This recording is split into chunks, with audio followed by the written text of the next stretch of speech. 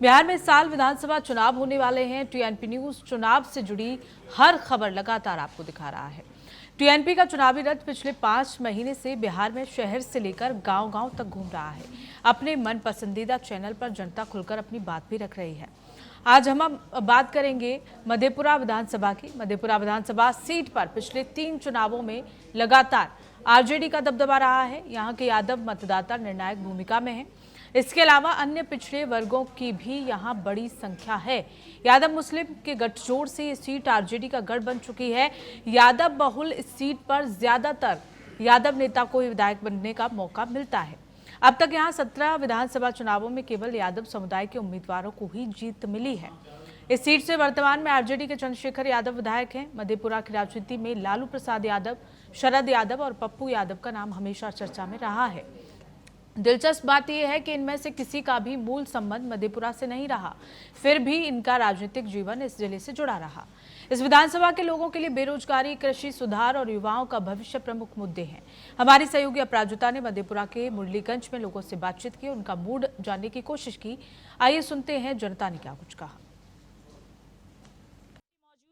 मधेपुरा जिले के मधेपुरा विधानसभा में अगर इस जगह की बात की जाए तो ये जो है जनरल सीट है, यानी कि यहाँ पर कोई भी जाति विशेष के लिए सीट को आरक्षित नहीं किया गया है। यहाँ के अभी मौजूदा विधायक हैं चंद्रशेखर यादव, जो कि आरजेडी पार्टी से आते हैं और 2015 से में भी उन्हीं की सरकार थी और 2010 में भी चंद्रशेखर यादव ही इस सीट पे काबिज थे। मतलब लगातार जनता का भरोसा आरजेडी पर यहाँ पर बना हुआ है। वहीं अगर मधेपुरा विधानसभा की बात करें तो इसके अंदर में 3 ब्लॉक आते हैं, घमरिया, मधेपुरा और साथ ही घेलाद। इसके अलावा मुरलीगंज के भी कुछ पंचायतें, ग्रामीण पंचायत आते हैं।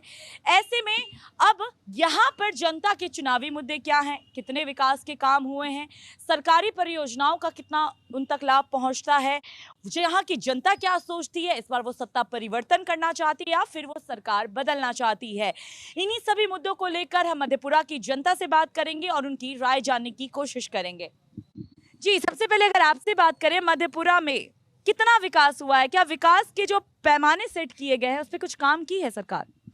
देखिए, सरकार तो बहुत सारे योजनाओं को चाहे कि विकास हो, लेकिन धरातल पर कोई काम हुआ नहीं।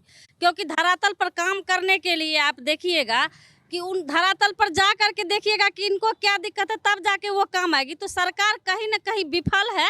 खास करके पूरे बिहार की मैं बात करना चाहूँगी तो बिहार में जिस तरह 20 साल से सत्ता पे वो काबिज है माननीय मुख्यमंत्री जी, तो लगातार उनके बयानबाजी जिस तरह पलटते हैं तो उस तरह बिहार में विकास भी उनके लिए पलट रहे हैं। तो लगातार 20 साल से बने रहने के कारण क्या कारण है कि आज बिहार में कोई भी उद्योग नहीं है, कहीं कोई मिल नहीं है। यहाँ मधेपुरा में स्वीपर फैक्ट्री है, स्लीपर फैक्ट्री है, लगातार खंडहर बन चुकी है। हमारे यहाँ बैजनाथपुर में पेपर मिल है, लगातार वो भी बहुत दिनों से बंद पड़ी हुई है। यानी उद्योग की कोई भी सामान, अब बिहार या मधेपुरा भी उसी बिहार 38 जिला में है, लेकिन कहीं भी किसी जिला की मैं बात करूँ तो कहीं भी कोई उद्योग नहीं है। जिसके चलते देखिए, अब लोगों को रोजगार चाहिए। लोग चाहते हैं, यहाँ की आम आवाम जनता चाहती है कि हमारी सरकार युवाओं के हाथ में आओ। तो लगातार जिस तरह तेजस्वी जी, मैं पहले भी कहूँ कि तेजस्वी जी लगातार जिस तरह धरातल पर जाकर के काम कर रहे हैं, युवाओं का और यहाँ के बिहार की जनताओं का विश्वास जीत रहे हैं, तो अब कहीं ना कहीं सरकार बदलने वाली है बिहार में और वो सरकार बिहार के लिए एक नया आयाम लिखेगी और बिहार परिवर्तन होगा। बिहार अग्रिम श्रेणी में किस तरह जाए, हमारे नेता तेजस्वी जी लगातार इस पर काम कर रहे हैं। अगर आपसे बात किया जाए तो बिहार की जो महिलाएं हैं वो नीतीश कुमार की कोर वोट बैंक मानी जाती हैं, क्योंकि लगातार ये बातें कही जाती हैं कि बिहार में नीतीश सरकार ने अगर सबसे ज्यादा किसी वर्ग के लिए काम किया है तो महिलाओं के लिए काम किया है। ऐसे में आप भी एक महिला हैं, आप उनके इन कामों को किस तरीके से देख रही हैं? देखिए, नीतीश जी तो किन्हीं के घर जाते नहीं है जो उनको पता रहेगा। एक बार वह शराबबंदी के नाम पर सरकार में काबिज हुए, लेकिन शराबबंदी की क्या स्थिति है, आप यदि गांव जाइएगा, हम लोग दलित बस्ती या गौ समाज में जाते हैं, महिलाएं तो रोज पिट रही है नीतीश जी के कारनामों से। बच्चे छोटे छोटे सूखा नशा का शिकार हो रहे हैं और कहीं ना कहीं ये जीविका के माध्यम से लोगों को 10,000 का सत्ता में 20 साल से वो हैं और जीविका के माध्यम से 10,000 का प्रलोभन महिलाओं को दे रहे हैं। और हमारे नेता के पेस्ट कॉपी पे वो चल रहे हैं। जिस तरह हमारे नेता ने कहा कि हमारी सरकार आती है तो हम माय बहन के खाते में 2500 देंगे, तो उन्होंने 1100 रुपया भेजना शुरू कर दिया और बहुत 1100 यदि 2500 देते तो बराबरी रहता, फिर भी कम है, लेकिन उनके पेस्ट कॉपी पर है। और 125 यूनिट बिजली देने का काम कर दिए।